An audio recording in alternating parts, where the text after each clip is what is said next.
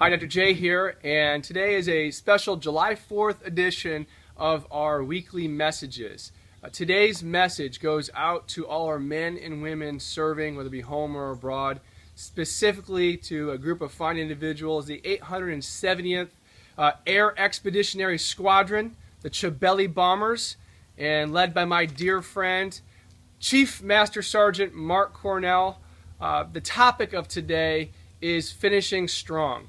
And although it's dedicated to our men and women in service and those on deployment, I believe the principles that I want to share with you today are relevant to everyone in every walk of life. You see, what happens is this: the mind is target-oriented, meaning when we have a goal, we have a deadline, we see that as a deadline, and as we approach it, whether we're conscious to it or not, we begin to slow down. We begin to lose our momentum. And if you don't believe me, think of a stop sign, right? A stop sign, you don't just come to a screeching halt. As you see that stop sign, you slowly decelerate until you get to the end of that stop sign and you come to a stop. Listen, in traffic laws and in safety, that works great. But in life, you have to understand that you must trick your mind to stay motivated, to stay focused, and to finish strong, whether it be in your day, your week, your month, your quarter, your year, or several years. And the way you do that is you have to actually push that target.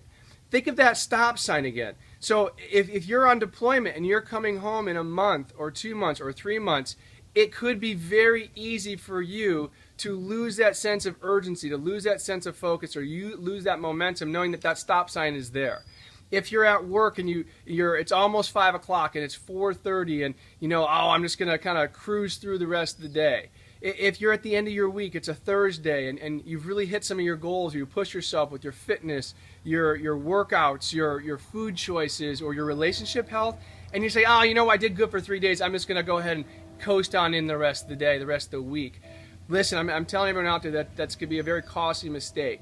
As a layperson who's never served, I can tell you that in the civilian world, when we don't have those goals that go beyond where we're already at, when they don't push us, we become complacent. Complacency leads to laziness. It leads to lethargy. It leads to burnout. And again, in all due respect, because I've never picked up a firearm in defense of our country, but I honor those that do. And due to my friends like Master Chief, talking to me about the things he's gone through, and others like my great friend Dennis Truman, as well as my cousin Ashley, talking about the challenges that you do go through in deployment. I encourage all my servicemen and women that are listening here today that stay focused, stay motivated.